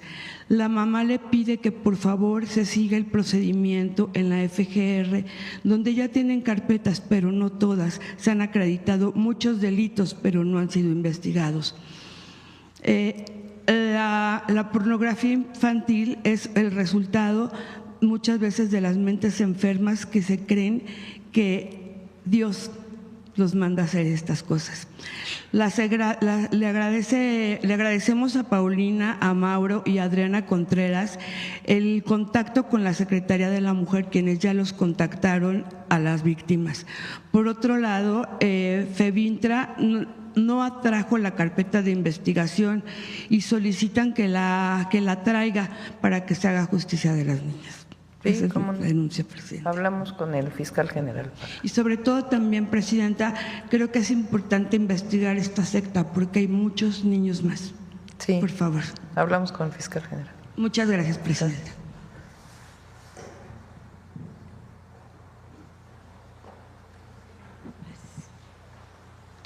Gracias, Presidenta. Graciela Bravata, de Ahora Noticias. Respecto al tema de que ayer hubo pláticas del secretario Omar García Harfuch con el gobernador de Tabasco, Javier May Rodríguez, con toda esta ola de violencia que lamentablemente ha estado imperando en la entidad. Si usted sabe en qué acuerdos tomaron, mi pregunta va porque lamentablemente, a pesar de que el gobernador May ha puesto todo de su parte, siguiendo todas las instrucciones de este mandato que usted preside, ha tenido una guerra sucia en el Estado, una guerra de todas aquellas personas que no están de acuerdo, que sí está resintiendo la sociedad todas estas homicidios que se han dado por el problema del manejo de estos cárteles, y ha tenido un efecto negativo para los empresarios que tenían destinados a hacer proyectos, sobre todo en el área de Dos Bocas, y que hace una semana me informan que destinaron ellos no invertir más en Tabasco, dado esta ola de violencia, a pesar de que desde enero se vio reflejado los resultados de las pláticas que han venido sosteniendo tanto el gobierno como la federación. Entonces sí me gustaría saber si usted tiene la respuesta de ayer y qué mensaje le pudiera dar a estos empresarios que, aunque los locales tienen todo el respaldo para este gobierno, no así los que estaban mirando con buenos ojos, dado todos los proyectos que trae esta cuarta transformación. No sé qué empresa haya sido que haya decidido no participar, no tengo esa información. Bueno, son empresarios que deciden invertir en el Estado, pero que me informan que me pidieron, si gusta le doy los nombres aquí a… Sí, porque no tenemos esa información y se va a ayudar a Javier y sobre todo al pueblo de Tabasco, más allá de los empresarios. Por supuesto que queremos que haya desarrollo económico e inversión, pero nos interesa en este momento principalmente el pueblo de Tabasco. Entonces se está elaborando un plan en coordinación con el gobernador, que incluye varias áreas y ya lo van a dar a conocer, pero estamos avanzando mucho. Sí, respecto al tema, sí me gustaría, es algo quizás que pareciera que todo el mundo lo puede saber, pero sí me gustaría preguntarle ahorita que están ellos aquí, es ¿qué frecuencia diaria de trenes está prevista dado el estudio de demanda que seguramente realizaron? ¿Y cuál será la velocidad máxima de estos trenes, dado que para que esto sea competitivo, para estar, como bien lo ha manifestado, que vamos a estar a nivel competitivos, qué velocidad? Porque se maneja por fuera 200 kilómetros por hora. Sí, los estudios de demanda están en elaboración en este momento y como usted lo dijo es correcto. La frecuencia y el intervalo se va a determinar a partir del estudio de demanda porque nos dice cuántas personas se tienen que mover. Tenemos algunas demandas preliminares que nos permitieron identificar cuáles son los tramos con mayor demanda y precisamente las obras están iniciando en esos tramos con mayor demanda. Tal cual, México-Pachuca, México-Querétaro, Saltillo, Monterrey, Nuevo Laredo y Querétaro-Irapuato. De todas maneras, en siguiente fase serán los estudios de demanda de los siguientes tramos, aunque también tenemos identificadas demandas preliminares con dimensiones parecidas. La velocidad máxima está determinada en algunos tramos, que puede ser de 200 kilómetros por hora. Evidentemente lo que nos interesa es el tiempo total de recorrido y eso quiere decir en algunos tramos va un poquito más lento, en otros va más rápido, depende de las características topográficas, orográficas y de la vía. Y otra pregunta, respecto, ya ve que cuando estaban haciendo lo que era el Tren Maya, se manifestaron muchas cuestiones ambientalistas, gente que no quería dar el acceso de paso. ¿Ahorita no se han presentado ese tipo de problemas? Al momento no, estamos haciendo los estudios ambientales también. En el caso de Pachuca, como ya lo informaba, ya se presentó a Semarnat el manifiesto de impacto ambiental, estamos en la dictaminación, pero estamos trabajando para hacer los estudios que se requieran y cumplir todo, ¿no? Muchas gracias. Sí. A ver, aquí de una vez. Gracias, Presidenta. Esteban Durán, Vanguardia, Veracruz. Presidenta, en su próxima gira a este estado, creo que es el viernes, ¿hará usted pláticas con la gobernadora y irán también los de Gabinete de Seguridad respecto a por lo que ha sucedido en estos últimos días allá en ese estado, principalmente en el norte, donde ha habido balaceras, ha habido ejecutados, inclusive hay una estadísticas donde entre 2018 y 2024 se registraron 192 agresiones a políticos en ese estado. Ahora con las elecciones municipales que se vienen, ¿habrá alguna coordinación, un programa para revisar y cuidar, vigilar este proceso en estos municipios para evitar la delincuencia, Presidenta? Sí, tanto con la gobernadora como con el Instituto Nacional Electoral hay coordinación con el Gabinete de Seguridad. ¿Tienen algún conocimiento sobre las investigaciones de los ejecutados de la CFE ahí en Veracruz y que fueron arrojados a Oaxaca? Sí, también le pido ahí al Gabinete de Seguridad si hay investigaciones en curso y se tocó en el gabinete. Muy bien, Presidenta. Gracias, Presidenta. Hace usted unos días comentó sobre el veto que le daría a una iniciativa impulsada por el diputado Pedro Ace sobre que les quitarían a los trabajadores una de su nómina, los préstamos que ellos hacían, ya sea hipotecarios o algunos créditos. Sin embargo, en el estado de Hidalgo, trabajadores de salud, ya se comentó aquí en su momento, pero se siguen quejando de que se les descontó sobre un convenio que hubo entre el Sindicato de Salud y alguna empresa aseguradora sobre los seguros que a espaldas de esos trabajadores se realizó. Se les estuvo descontando, sin embargo, se detuvo, pero no les han regresado este dinero que se les descontó a estos trabajadores. Ellos inclusive se llegaban a quedar hasta con 100 pesos para pues durar la quincena debido a estos ilegales descuentos que se les hacían. En su momento, Santiago Nieto, cuando era el fiscal de ahí, se le atendió, pero él ya después se renunció a esto para irse a un proceso electoral. Ellos demandan que por favor se les atienda, que se les escuche para que en su caso pues ya les regresen el dinero que legalmente se les descontó y que en algunos casos igualmente se les sigue descontando. Entonces piden encarecidamente que por favor se les atienda esto. Sí, hacen el favor de venir aquí con atención ciudadana y bien, vemos a quién le corresponde para ayudar. Ya finalmente, Presidenta, aquí frente a Palacio Nacional hay un plantón por parte de Andrea Montserrat Ramos Gómez, quien fue víctima de violencia por parte de la saxofonista, esta mujer que le arrojaron en el rostro ácido. Ella fue pues agredida, esta mujer Montserrat Ramos Gómez, por María Elena Ríos y su hermana, confundiéndola con la familiar de del agresor. Hasta el momento no ha habido ninguna instancia que les apoye, que les ayude. Ella inclusive ha demandado por daños de salud.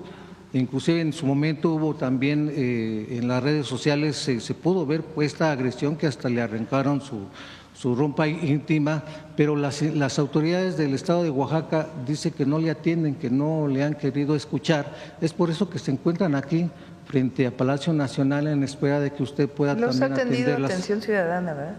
Sí, están en atención. Sí, eso fue lo que nos dijeron pues, cuando nos ven que andamos ahí haciendo. Sí, cuando no le corresponde al gobierno federal resolver algo o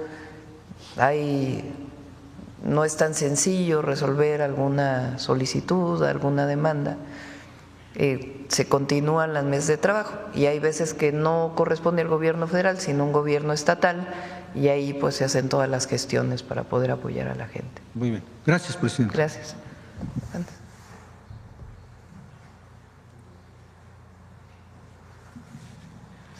Buenos días, presidenta. Hans Salazar, de Noticiero en Redes.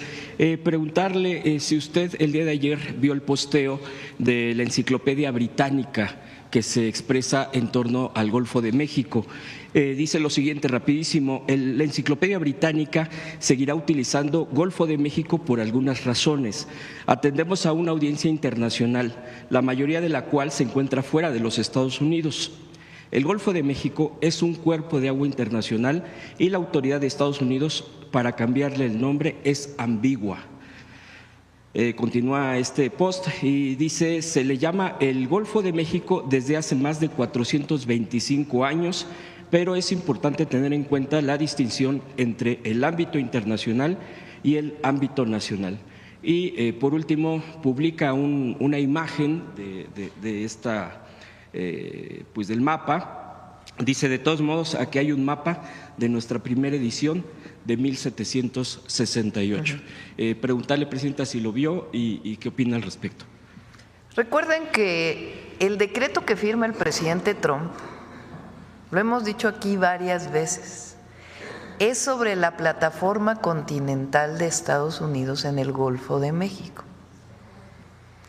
El Golfo de México tiene plataforma continental de Estados Unidos, que es territorio de Estados Unidos, como si fuera en tierra. Plataforma que, de acuerdo con todo lo que nos informó, que son muy eruditos en esto y nos han estado enseñando, la Secretaría de Marina, creo que son 22 millas náuticas, ¿no? De la costa a donde llega. Ahí hay soberanía del país.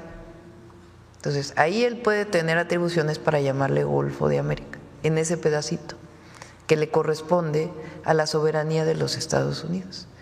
Nosotros tenemos soberanía sobre nuestra plataforma continental y Cuba tiene soberanía sobre su parte y hay un pedazo todavía de aguas internacionales. Entonces, incluso en la fotografía que enseñó el presidente Trump, si ustedes se fijan, cuando hace el decreto, se ve directamente que es sobre su plataforma continental. Entonces, primero, pues agradecer a la Enciclopedia Británica porque en efecto pues es Golfo de México. Si hubiera alguna atribución del gobierno de Estados Unidos, como está en el decreto firmado, es solamente sobre su pedacito de plataforma continental. Ahora, con quien sí tenemos una disputa en este momento es con Google. Ya contestaron la carta y ya les volvimos a contestar. Y si es necesario, vamos a una demanda civil. O sea, porque que en Estados Unidos se va a ver Golfo de América y en otros lugares Golfo de México y en otros lugares Golfo de México y Golfo de América. Pero no están en lo correcto, por esto que les estoy explicando. Ni siquiera el presidente Trump está planteando que a todo el Golfo de México se le llame Golfo de América, sino solamente a su plataforma continental. Entonces Google está equivocado. Entonces contestaron y le regresó la carta el canciller diciendo que no, que están equivocados, que no se puede llamar a todo el Golfo de México Golfo de América. Se le volvió a dar el decreto y se le volvió a decir cuáles son las normas internacionales. Entonces, si siguen insistiendo, nosotros también, pues ahí estamos pensando incluso una demanda, porque incluso están nombrando sobre el territorio mexicano, que es nuestra plataforma continental. Entonces, vamos a esperar a la… ya lo está viendo, observando qué significaría esto por parte de la Consejería Jurídica, pero esperemos pues que hagan una revisión de digamos, Google Maps pues no es una norma internacional, es una empresa privada que tiene este servicio, que tiene convenios con distintos territorios y países para poder hacer pues este mapeo que tienen de todo el planeta. Pero aun cuando sea una empresa privada, pues se ha convertido en una referencia internacional. Entonces, no he revisado ahí cómo está nombrado. Donde aparece ya nombrado como Golfo de América. Sí, pero solamente es para su plataforma continental. O sea, por eso yo les digo, hay que revisar el decreto. Entonces, lo que le estamos diciendo a Google es, revisa el decreto que emitió la Casa Blanca y que firmó el presidente Trump. Verás en ese decreto que no se refiere a todo el Golfo, sino a la plataforma continental. Entonces, agradecemos, por supuesto, a la Enciclopedia Británica, pero es importante que, pues que las empresas privadas que se dedican a la información, pues den bien la información, particularmente una plataforma como esta.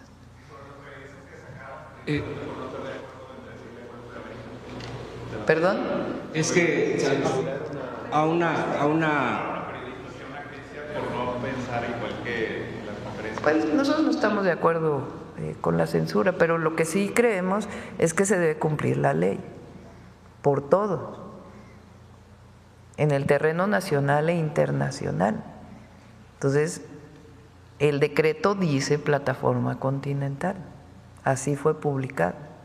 Entonces, tiene que cumplirse con eso, que el único lugar donde puede llamarle de una manera distinta a Estados Unidos es sobre donde ejerce soberanía, y es 22 millas náuticas desde la costa, en su territorio. Presidenta, mi siguiente pregunta sería en torno a… se ha publicado, ha generado mucha polémica y en torno a eso va mi pregunta, que la USAID, que prácticamente está pues ya retirada, acabada ya en Estados Unidos por lo que ya se ha expresado aquí y que incluso usted también ya ha dado una reflexión, un comentario al respecto. Sin embargo, bueno, pues sigue saliendo información en torno al manejo de este tipo de agencias extranjeras y que también se sabe ya públicamente que incluso la organización de Claudio X González fue financiada, incluso hay montos, etcétera. Pero además de eso, ahora la polémica ha sido incluso en redes sociales que hay medios de comunicación y periodistas que fueron de alguna manera financiados, recibieron recursos. Hay una polémica al respecto, obviamente, esto ha levantado, es parte también de la discusión, me parece pública, que bueno que se transparenten las cosas, que se abran. Yo preguntarle, Presidenta, ¿qué reflexión le da a esto? Porque pues varios no todos, pero algunos de estos medios pues sí traen este tipo de línea, de agenda, y que luego muchas veces se identifica obviamente con un golpismo, ya que la USAID formaba parte de uno de los brazos de la CIA. Esa sería mi pregunta, Presidenta. Sí, hay una parte de lo que era la USAID que financiaba proyectos de investigación, humanistas. Incluso en Sudáfrica plantearon que va a tener un impacto importante el que ya no haya este financiamiento. Pero por otro lado también hay financiamiento a organizaciones que están en contra de ciertos gobiernos, como ocurrió en México en el caso de Mexicanos por la corrupción. Y valdría la pena pues que se transparentara a quién más financiaron en este tema que ya es más político, ¿no? Y en todo caso pues de intervención. Entonces sí vale la pena que se conozca si hay periodistas o medios de comunicación que fueron financiados por USAID. ¿Usted vería bien que ellos mismos hicieran público antes de que se filtrara? Pues sí. Luego piden transparencia. Pues transparencia es… Bueno, incluso algunos defendían al propio INAI, pero no han transparentado necesariamente. Sí. Bueno, por último, Presidenta, cambiando de tema, preguntarle, el día de ayer pues causó mucha indignación, tristeza, lo que ocurrió del abandono de un bebé en Tultitlán. Esto se lo pregunto pues porque el impacto en el país obviamente pues se viraliza o se mediatiza, y pues incluso pues con la cámara después veíamos al jovencito, porque son jovencitos quienes pues cometieron esta situación, puso al final un delito porque fue un abandono, que llegó a entregarse después, pues que no era el lugar y todo lo que derivó. Los papás salieron a decir que pues el joven tiene que responder ante sus actos, igual que entiendo pues la pareja al final de cuentas. Esto a mí me lleva, se lo pregunto porque pues sí, efectivamente es una indignación. Salían los videos donde está el abandono en una bolsa de plástico, pero también esta parte de la falta de valores, ¿no? Y porque es más profundo el tema, no solamente decir castiguen a estos jóvenes, me parece que no, pero no sé qué reflexión le da en el país, porque conmocionan este tipo de cosas, me parece que realmente pegan, y que no solamente se trata de un asunto de castigo, no, pero ¿qué usted piensa al respecto, Presidenta, sobre este tema en particular que sucedió el día de ayer? Y le agradezco que me haya dado la palabra. Sí, son, digamos, casos polémicos en términos de dar una opinión, porque si bien hay un delito, digamos, pues también hay causas más profundas de por qué hay este abandono, ¿no? Y ustedes saben que nosotros siempre hablamos de atender las causas. Afortunadamente no es un tema que en nuestro país son casos, sí se dan muy aislados, ¿no? Y tienen que ver, pues,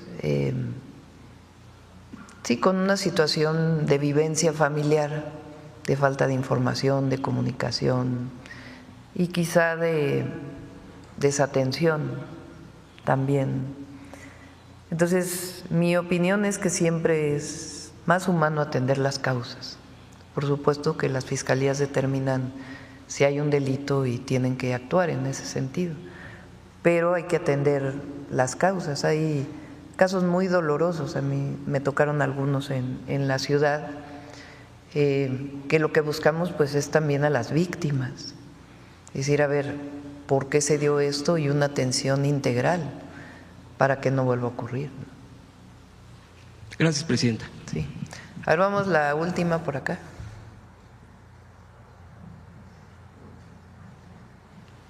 ¿Qué tal, Presidenta? Muy buenos días. Juan Fierro, del periódico tiempo.com.mx en Chihuahua y puentelibre.mx en Ciudad Juárez. Buenos días.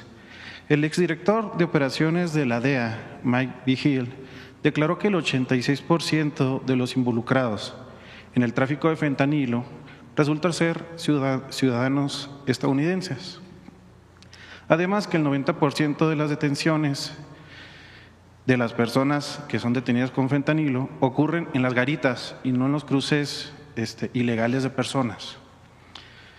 En otro dato, el CBP, en su informe de transparencia que conlleva el año 2022 y 2024, señala que los agentes migratorios realizaron detenciones de 3.434 personas, de las cuales casi 3.000 de ellas se realizan en los vehículos con las cruces que se realizan en las garitas. Estos datos pues nos lleva de alguna otra manera a analizar que son ciudadanos norteamericanos en su mayoría quienes pues cruzan esta droga. Teniendo en cuenta tanto los datos del ex director operativo de la DEA y del CBP en el tema de transparencia, y pues estos prácticamente 15 días de la llamada con el presidente Donald Trump, podría entrar de alguna otra manera un análisis más técnico del fentanilo, el cruce del fentanilo, y pues si se podría replantear las estrategias que se están realizando conforme a esta llamada con el presidente de los Estados Unidos. De nuevo, la idea, primero, es una muestra de que esta estigmatización de que es un problema de México, pues es incorrecta. Para empezar, México es un gran país y habrá personas que se dediquen a delinquir y hay que actuar con la ley atendiendo las causas como lo hacemos. Pero eso también pasa en Estados Unidos y probablemente en otros países. Entonces, esta estigmatización que es un problema exclusivamente de México, pues está mal y la mejor prueba pues son estos datos. Ahora, ¿qué es lo que estamos planteando? Pues una colaboración entre gobiernos que nos permita disminuir el tráfico de drogas, atender las causas del consumo de las drogas y al mismo tiempo pues disminuir la impunidad y parar el tráfico de drogas y de armas. Eso es lo que estamos planteando, una colaboración, una coordinación y la actuación a cada quien le corresponde en su territorio. Pero es una colaboración y una coordinación. ¿Por qué? Porque es un tema que atañe a los dos países, que no solo es un tema de México, es un tema de ambos países. Y precisamente, Presidenta, acerca de lo que viene siendo… Y lo que dije, que el consumo, el tema es la demanda. Así es. El tema del programa México Te Abraza, pues tenemos si existe pues por parte ya de la Embajada Mexicana en los Estados Unidos algún reporte en estos días sobre la atención a migrantes y si se mantiene de alguna otra manera este miedo inicial después de la toma del presidente Donald Trump en la comunidad sobre las famosas redadas y operativos antimigrantes.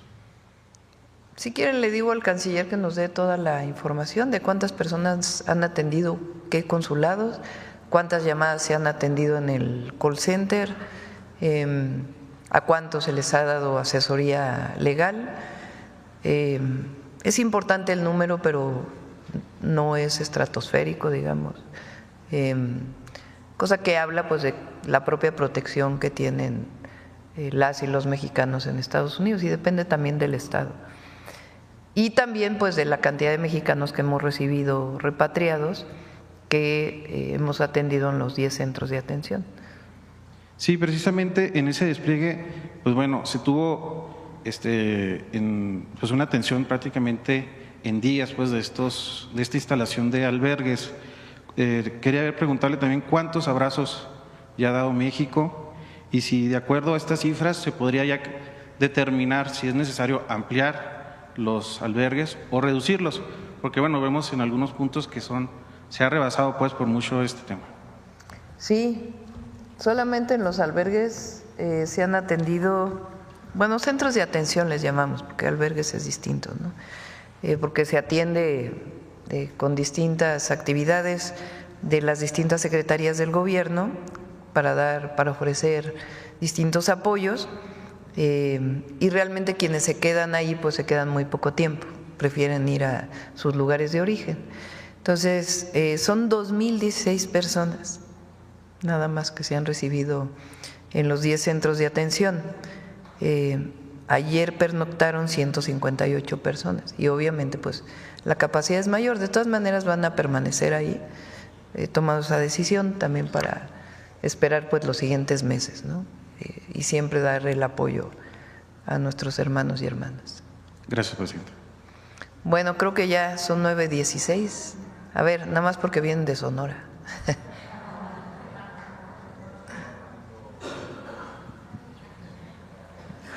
Buenos días, presidenta. Shaila Rosagel, corresponsal del Grupo Gili, El Imparcial de Sonora, La Crónica de Mexicali y Frontera de Tijuana. Buenos días a todos. Presidenta, preguntarle sobre el abasto de medicinas a hospitales y clínicas del sector público.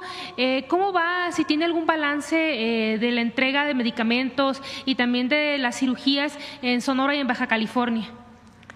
Está aumentando con la compra complementaria y ya se están firmando los contratos de la licitación grande que se hizo para 2025 y 2026, y ya firmados los contratos pues ya empieza a distribuirse los medicamentos. Recuerden que yo dije que el mes de marzo, esperamos que a lo largo del mes de marzo se regularice ya la entrega de los medicamentos. Gracias, presidenta. Por otro lado, presidenta, bueno, el martes el secretario de la Defensa comentó sobre estos vuelos que estuvieron sobrevolando. Bueno, se le preguntó aquí si se descartaba que fuera un espionaje de Estados Unidos lo que anduvieron haciendo estos vuelos. Y bueno, el secretario dijo que no podía descartarlo porque no sabemos qué fue lo que hicieron. Preguntarle si usted buscará que Estados Unidos sea transparente y le informe al gobierno mexicano qué acciones realizó, aunque no hayan violado el espacio aéreo nacional, si usted buscará que se le dé a México una explicación sobre estos vuelos y qué fue lo que hicieron. Sí, es parte del diálogo, de la coordinación que estamos haciendo. No nos alarma, digamos. Se están volando sobre su territorio y lo que estamos pidiendo es coordinación y colaboración. Entonces, el general secretario lo contesta así, pues, porque dice, pues no sabemos exactamente qué hicieron, ¿no? Entonces, sí, obviamente se pide la transparencia, pero es parte pues de la colaboración y la coordinación.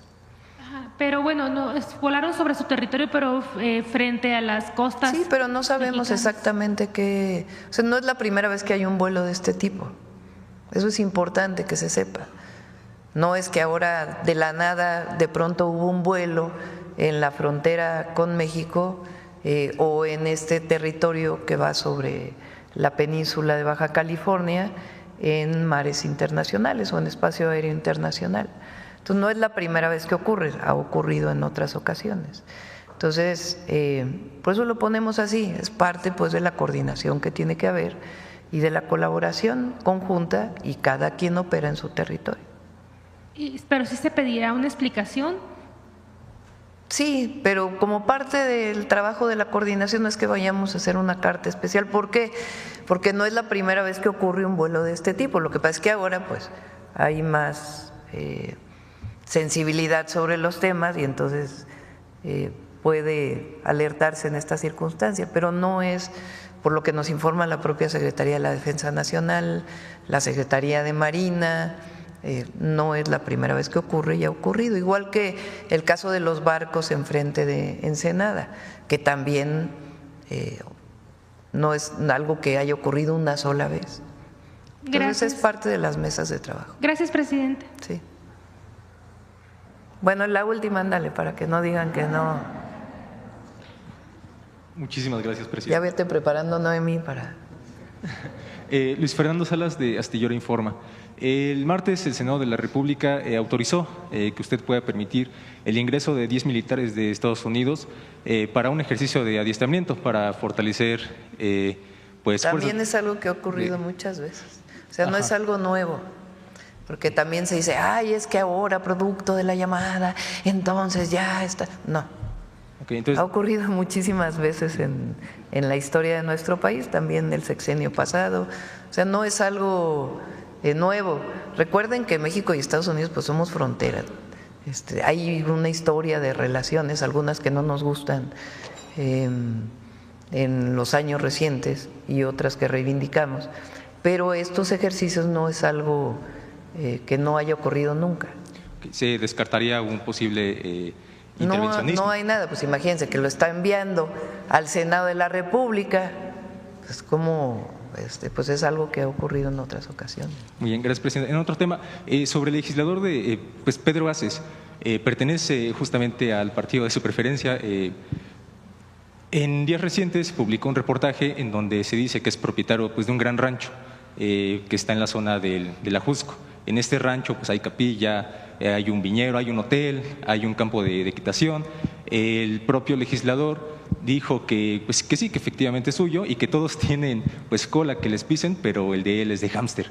Entonces, ¿qué hacer con esta clase de legisladores? Pues el asunto es de dónde, cómo obtiene este recurso, ¿no?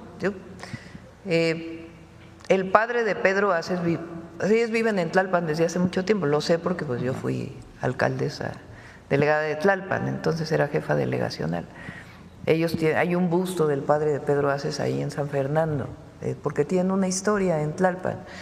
Entonces el asunto es cómo obtuvo en todo caso este rancho, si es algo de herencia, que tiene tiempo, o lo adquirió con algún recurso que no puede justificar. Entonces él tiene ese rancho desde hace mucho tiempo, en todo caso él tiene que explicar pues cómo lo obtuvo, ¿no? Sí.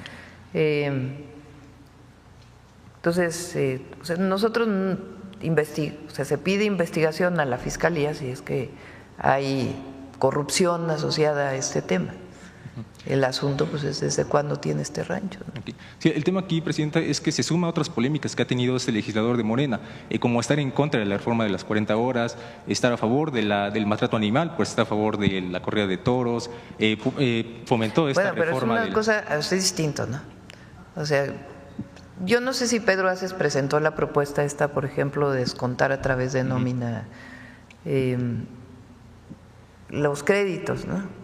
Que obviamente nosotros no estamos de acuerdo con eso y si lo llegara a aprobar el Senado lo vetaríamos. Y tampoco estamos de acuerdo con otros temas que pueda llegar a plantear este u otro diputado. Una cosa es una opinión, una posición, y otra cosa muy distinta es que haya un asunto de corrupción, ¿no? Son dos cosas distintas. Y puede haber una opinión personal, pero siempre tiene que ceñirse a la opinión del grupo parlamentario, pues por eso es parte de un grupo parlamentario. Pero la permanencia de esos personajes ¿no cree que le dé una muy mala imagen justamente a Morena? Porque incluso el día de ayer el ex gobernador de Oaxaca, Alejandro Murat, pues es un priista de muchísimos años y oficialmente se afilió a Morena. ¿No cree que esta clase de personajes realmente le den una muy mala imagen a Morena y al partido político que encabeza? Tiene política de alianzas como cualquier partido político. El asunto es si esto define tus principios o tu política.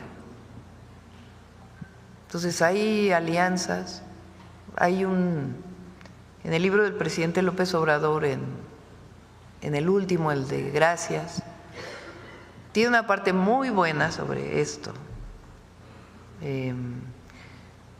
donde platica, se refiere a cuando él fue presidente del PRD y platica cómo fue que Ricardo Monreal por primera vez gana la elección al gobierno de Zacatecas, que es la primera vez que un partido de izquierda, después el PRD dejó de ser un partido de izquierda, un partido que apoyara al pueblo de México y se alió al PRIAN y al poder, pero en su momento todavía ni existía Morena ni se pensaba.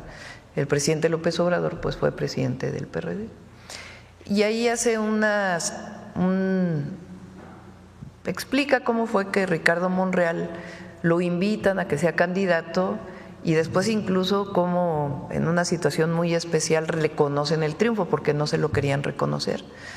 Y había una grabación que explicaba cómo estaban haciendo el fraude y para evitar que esta grabación saliera públicamente, el entonces presidente Zedillo decide reconocer el triunfo de Ricardo Monreal.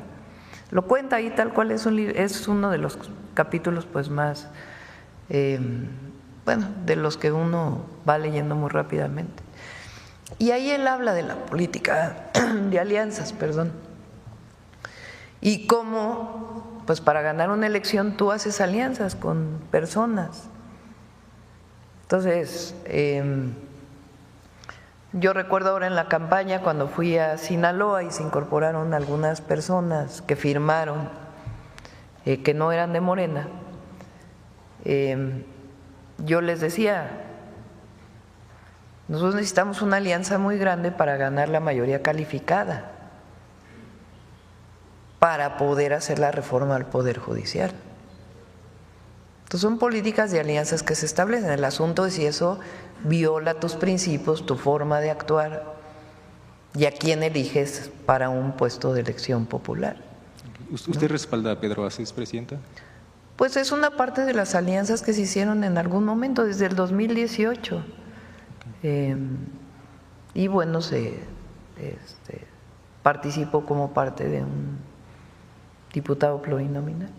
Ya solo por último, discúlpeme abusar de este tiempo, el ex gobernador de Morelos, Cuauhtémoc Blanco, dice que va a proponer una iniciativa para proteger a hombres que hayan sido acusados falsamente de cometer abuso sexual. Recordemos que él está acusado por parte de su media hermana de ejercer esta clase de abuso hacia ella. En caso de que se llegara a aprobar esta ley, ¿qué medidas se deberían por optar para que hombres que efectivamente hayan cometido este delito pues no queden en la impunidad, presidenta? Pues yo creo que le corresponde a las fiscalías, ¿no? Más allá de si leyes o no. Si se acusa a una persona de haber cometido un delito, ¿a quién le corresponde recabar las pruebas y presentarlo ante un juez? Pues les corresponde a las fiscalías, ¿no? ¿A quién le correspondería decidir sobre el caso de Cuauhtémoc Blanco, de alguna otra persona, sea pública o no pública, si cometió un delito sexual en particular? Pues al fiscal, a la fiscalía.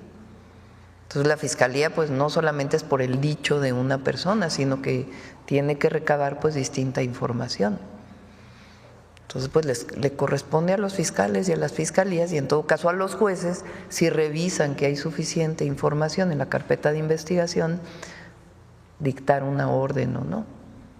Entonces, me parece que por eso tenemos que avanzar en la procuración de justicia y en el propio Poder Judicial, porque en la medida en que se elimine, siempre hay un asunto subjetivo, obviamente siempre habrá un asunto objetivo, pero se busca en el máximo posible que las pruebas sean lo más objetivas posibles para poder determinar en un caso así si es culpable o no.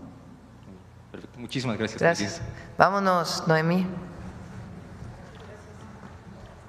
Con su permiso, presidenta. Muy buenos días a todas y a todos. El día de hoy vamos a recuperar pues una figura emblemática a lo largo del siglo XX. Estamos hablando de Elvia Carrillo Puerto, mejor conocida como la Monja Roja del Mayab, quien durante pues todo siglo XX pues puso a debate público el sufragio de las mujeres, el control de la natalidad y sobre todo una educación mixta y laica. Conozcamos más sobre por qué le pusieron el mote de la Monja Roja del Mayab. La yucateca Elvia Carrillo Puerto fue una feminista revolucionaria y socialista que tuvo un papel trascendental en la historia del feminismo mexicano. Nació en la localidad de Motul en 1881, en una región en la que se vivieron con crudeza los estragos de la política económica porfirista. Allí se desarrolló la industria del enequén, cuyo sostén fue la explotación inhumana de la mano de obra, mayoritariamente indígena. Elvia, que había nacido en una familia de la clase media yucateca, convivió con la injusticia y poco a poco desarrolló una aguda conciencia social. A diferencia de la mayoría de las mujeres de la época, tuvo acceso a las letras y al estudio. Se formó en una escuela de avanzada, el Instituto Literario de Niñas, fundado por Rita Cetina Gutiérrez, una educadora y poetisa editora de la revista La Siempre Viva, que introdujo el feminismo entre sus alumnas y consideraba a la educación como una vía de emancipación para las mujeres. Su primer acercamiento a la vida política y a la organización social fue a inicios del siglo XX, cuando se opuso valientemente a la explotación en la industria henequenera. Participó en la campaña maderista y apoyó las pequeñas insurrecciones campesinas en el estado, que fueron reprimidas por el Ejército Federal. En 1915 ascendió al poder en Yucatán el revolucionario constitucionalista Salvador Alvarado, quien impulsó una política progresista y, entre otras cosas, promovió la organización de las mujeres. Para 1916, el estado de Yucatán era la vanguardia del movimiento de las revolucionarias. Fue el escenario de la celebración de 2 congresos feministas, en los que se discutió la exigencia de que las mujeres también fueran consideradas ciudadanas. Elvia Carrillo trabajó arduamente en la organización de la Liga Feminista Rita Cetina Gutiérrez, nombrada así en honor a su querida maestra. La Liga contó con 66 grupos en todo el país y tenía el objetivo de hacer frente político al conservadurismo local y nacional desde el feminismo socialista. En 1922, Elvia envió al Congreso Federal una petición exigiendo el derecho al voto para las mujeres, y en 1923 cabildeó con su hermano, el entonces gobernador Felipe Carrillo Puerto, que fueran permitidas las candidaturas de mujeres en el estado. Así se eligió a la primera regidora, Rosa Torre González, y el año siguiente 3 mujeres tomaron el cargo como diputadas en el Congreso local: Raquel Cib, Beatriz Peniche y la propia Elvia. En 1924, una rebelión rompió el orden constitucional y el gobernador, hermano de Elvia, fue asesinado. Elvia se refugió en la Ciudad de México, donde continuó con su actividad política. Fundó organizaciones de mujeres en las que participaron obreras y campesinas y más adelante colaboró con el Frente Único Pro Derechos de la Mujer, una organización muy numerosa de mujeres a nivel nacional, que buscó el derecho de las mujeres a votar y ser votadas. Elvia Carrillo Puerto tuvo una influencia notable en la organización política de las mujeres revolucionarias, en el sufragismo y en la lucha por los derechos sociales para las obreras y campesinas. Por su activismo socialista, se le conoció popularmente como la Monja Roja del Mayab.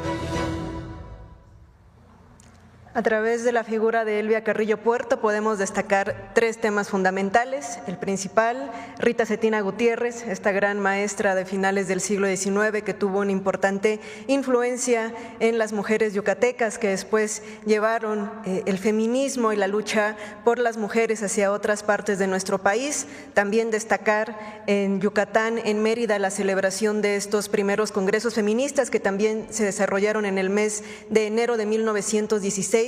Cuando se estaba llevando a cabo la revolución en nuestro país, las mujeres también estaban encabezando su propia revolución, su propia sistema de transformación. Y bueno, destacar que en estos congresos feministas una participación de más de 600 maestras del estado de Yucatán, también muy presentes siempre en las revoluciones de nuestro país y en las propias luchas. Y bueno, también otro tema muy importante son nuestras primeras diputadas, Elvia Carrillo Puerto en 1923, solo para dimensionar que este proceso se da 30 años antes de que este voto se reconociera a nivel federal. Ya en Yucatán teníamos a la primera regidora, 1922, Rosa Torre, y bueno, también ya en 1923 estas primeras diputadas. Sin duda Yucatán, me gusta siempre decirlo, como una cuna del feminismo en nuestro país, y sin duda las mujeres yucatecas siempre a la vanguardia en la lucha de las mujeres. Que tengan excelente día. Ya nada más les voy a dar la página para que ahí lo lean en el astillero. 63, página 63. Sí. Gracias, buen día. Mañana platicamos de eso si quieren. Gracias, mañana platicamos. Gracias.